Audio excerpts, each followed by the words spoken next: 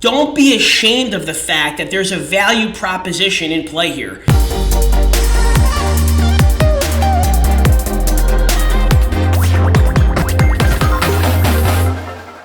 All right, so another tip in building rapport, don't be ashamed of the fact that there's a value proposition in play here. See, a lot of times I think it creeps into our mind as salespeople when we're going through the process, like, oh shit, I feel guilty, I feel ashamed because I know I have to pitch them something, or I am pitching them something. We have this inherent sense of guilt. We can't have that. Like, people are getting pitched and sold things all day, every day. You can't let that guilt creep into your mind. You're not doing anything wrong.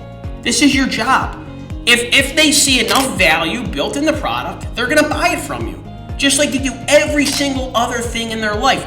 So we have a tendency sometimes as salespeople, we let that creep into our mind, and that messes with our focus, that makes us come from a place of weakness. It changes the posturing of the dynamic and the dialogue with the customer. So don't let the fact that there is a value proposition that's going to be offered, that you're pitching a product, don't let that get in the way of you building rapport, throw you off your game, mess with your focus, and make you feel kind of like a slippery snake oil salesperson. Don't do that to yourself. It's self-sabotaging. So just know, yes, I am trying to sell you something if and only if you feel as if there's a perceived value there. I'm not going to try to sell you something you don't want. I'm not going to try to sell you something that doesn't benefit you and that there's not value attached to that. And it's totally up to you as a customer to decide whether or not you feel like it's worth the exchange of money, right? But don't feel slippery and don't allow that to mess with your focus. Hey, my friend, thank you for watching. And if you want to see videos just like this one, please